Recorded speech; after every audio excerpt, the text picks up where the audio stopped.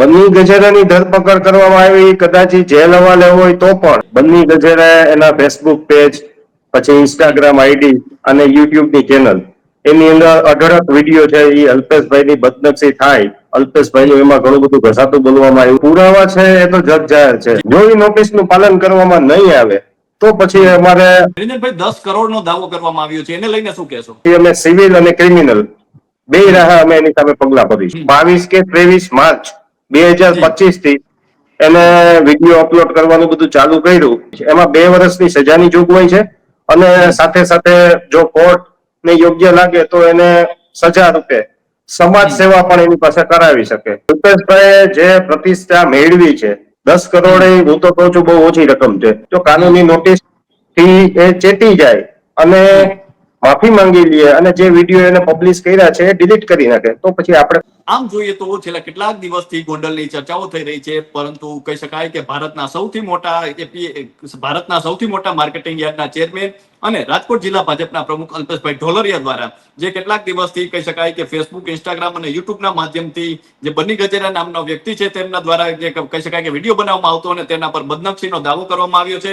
Advocate Niranjanbhai Bhanderi દ્વારા જે notice પાઠવવામાં આવી છે અને 10 કરોડના દાવાની નોટિસ ફટકારવામાં આવી છે, ત્યારે આ ચર્ચાઓ થઈ રહી છે. ત્યારે આ જ ચર્ચાને લઈને વાત કરવા માટે આપણી સાથે નિરંજનભાઈ ભંડેરી જોડાઈ ચૂક્યા છે, તો આવું તેમની સાથે જ સીધી વાત કરીએ, વાત ગુજરાતી પર.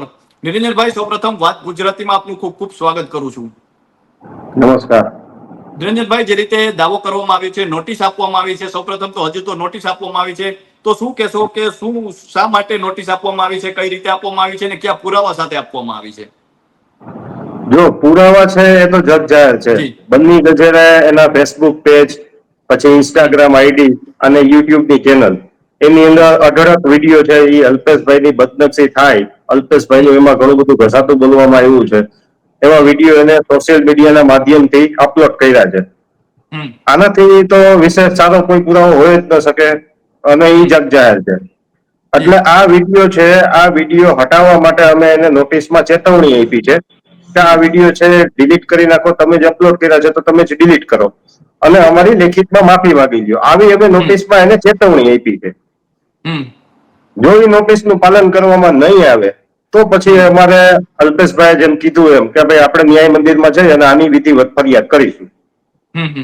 એટલે અત્યારે તો નોટિસમાં અમે એને ખાલી ચેતવણી જ આપી છે, પછી અમે સિવિલ અને ક્રિમિનલ બે રાહ અમે એની સામે પગલા ભરીશું. નિરંજનભાઈ, કેટલા દિવસનો સમય આપવામાં આવ્યો છે? 15 દિવસનો સમય એમાં આપવામાં આવ્યો છે એમાં નોટિસમાં. અને સૌપ્રથમ ઘટના શું હતી, કઈ રીતે છે, તમે અલ્પેશભાઈ સાથે વાત થઈ, ક્યાં ક્યાં વિડીયો દ્વારા છે ત્યાં બદનક્ષીનો દાવો કરવામાં આવ્યો છે, કેટલાક વિડીયો છે તે અપલોડ થયા છે?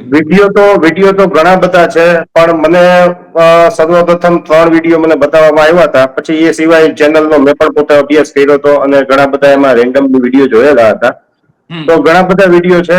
હવે એના તો અમે નોટિસમાં તો અમે બહુ લિમિટેડ લખ્યું છે, પણ જ્યારે જો કોર્ટમાં અમારે ફરિયાદ કરવાની થશે તો એમાં અમે ડિટેલ પુરાવા સાથે અમે રજૂઆત કરીશું કોર્ટમાં. વિડીયો તો ઘણા બધા છે અને એવું પણ ધ્યાનમાં આવ્યું છે કે બન્ની ગજેરાની જે ચેનલ છે એ સિવાય પણ અન્ય ચેનલોના માધ્યમથી પણ બન્ની ગજેરાએ વિડીયો મૂકેલા છે, એવું પણ અમારા ધ્યાનમાં આવેલું છે. તો નિરંજનભાઈ, શું કાર્યવાહી થઈ શકે? અત્યારે નોટિસ આપવામાં આવી છે તો અત્યારે શું કાર્યવાહી થઈ શકે છે? અને જો ફરિયાદ દાખલ થાય છે તો તેના બાદ શું કાર્યવાહી થઈ શકે છે? કાયદાકીય રીતે શું થઈ શકે છે?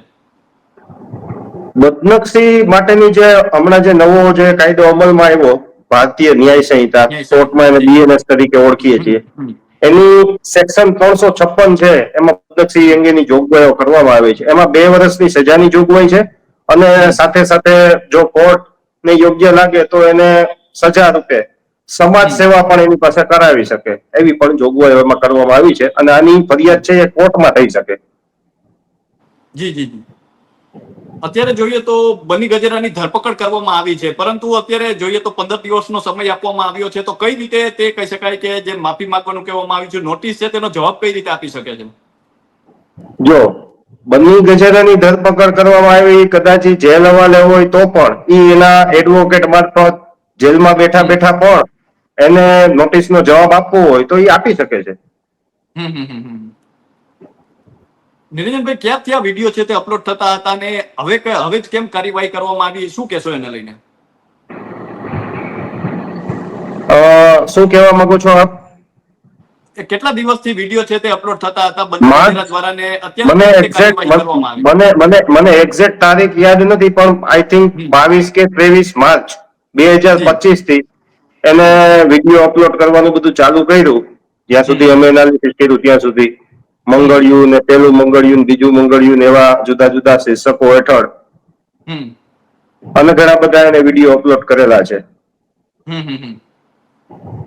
નિરંજનભાઈ, 10 કરોડનો દાવો કરવામાં આવ્યો છે, એને લઈને શું કહેશો? શા માટે 10 કરોડનો? માણસની પ્રતિષ્ઠા છે ને એ એની સૌથી મોટામાં મોટી મૂડી છે. કારણ કે પ્રતિષ્ઠા મેળવવા માટે ઘણી બધી મહેનત કરવી પડે અને એ પ્રતિષ્ઠાને જાળવી રાખવા માટે માણસે સતત પ્રયત્નશીલ પણ રહેવું પડે. તો અલ્પેશભાઈ જે પ્રતિષ્ઠા મેળવી છે 10 કરોડ, હું તો કહું છું બહુ ઓછી રકમ છે. એટલે પ્રતિષ્ઠા છે ને એ મૂલ્યવાન છે.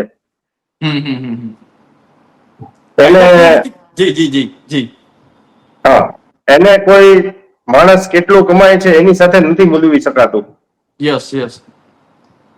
નિરંજનભાઈ, કાયદાકીય રીતે કેટલી સજા થઈ શકે છે? અત્યારે આપણે જોઈએ તો સોશિયલ મીડિયામાં અનેક લોકો એવા હોય છે જે આ પ્રકારના વિડીયોઝ બનાવતા હોય છે. તો આના વિશે શું આપણે કહી શકાય કે આપણા કાયદામાં શું જોગવાઈ છે? કેટલી સજા થઈ શકે છે? મેક્સિમમ 2 વર્ષની સજાની જોગવાઈ છે. 2 વર્ષની સજાની જોગવાઈ છે અને મેં હમણાં અગાઉ જણાવ્યું એમ સમાજ સેવાની પણ એમાં જોગવાઈ છે. અને શું થાય તો ઉકેલ આવી શકે છે આનો? બન્ની ગજેરા દ્વારા માફી માંગવામાં આવે કે શું કરવામાં આવશે? તો જે અત્યારે નોટિસ એટલે જો અલ્પેશભાઈને જો સીધી ફરિયાદ કરવી હોય તો અલ્પેશભાઈ સીધી ફરિયાદ પણ કરી શકતા હતા, એનો રાઈટ છે. પણ અલ્પેશભાઈએ મને એવું કીધું કે પહેલા અમને એક આપણે ચેતવણી રૂપી એક આપણે લીગલ નોટિસ આપવી છે. જો લીગલ નોટિસનો યોગ્ય પ્રત્યુત્તર ના આપે, લીગલ નોટિસનું પાલન ન કરે તો આપણે કોર્ટમાં જઈશું. એટલે જો બન્ની ગજેરા માફી માંગી લઈએ અલ્પેશભાઈની અને એને જે સોશિયલ મીડિયામાં જે વિડીયો એને અપલોડ કર્યા છે યુટ્યુબ ચેનલમાં, એ બધા વિડીયો છે એ ડિલીટ કરી નાખે અને એની અમને ખાતરી આપે કે ભાઈ અમે ડિલીટ કરી નાખ્યા છે અને ભવિષ્યમાં આવું કૃત્ય નહીં કરે એવી એમને ખાતરી આપે, તો અલ્પેશભાઈ કીધું છે કે આપણે આગળ વધવું નથી. એટલે અમે ચેતવણી રૂપી અત્યારે એને નોટિસ આપી અને અમે એને એક તક આપી છે. અને જો સીધી ફરિયાદ દાખલ થાય તો શું થઈ શકે છે? સીધી ફરિયાદ દાખલ થાય તો પછી કોર્ટ છે એ આદેશ આપી શકે કે આમાં ગુનો દાખલ કરવો ન કરવો. કારણ કે આની ફરિયાદ છે એ સીધી કોર્ટમાં થાય તો પછી કોર્ટ કોગ્નિઝન્સ લે આનું.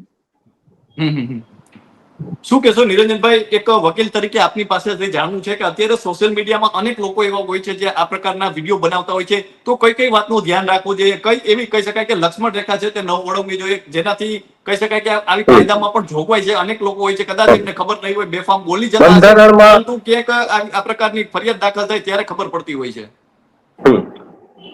ભારતીય બંધારણ મુજબ વાણી સ્વતંત્રતાનો દરેકનો હક આપેલો છે, પણ વાણી સ્વતંત્રતા એટલે તમારે તમારી મર્યાદામાં રહી અને તમારે તમારી ભાષાનો પ્રયોગ કરવાનો છે. જે કાંઈ શબ્દ પ્રયોગ તમે કરો તમારે તમારી મર્યાદામાં રહીને કરવાના છે.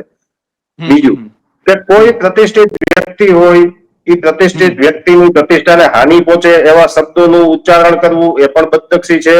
પછી કોઈ પણ જાતના પુરાવા વગર પાયા વિહોણો આક્ષેપ મૂકવો એ પણ એક જાતની બદનક્ષી છે.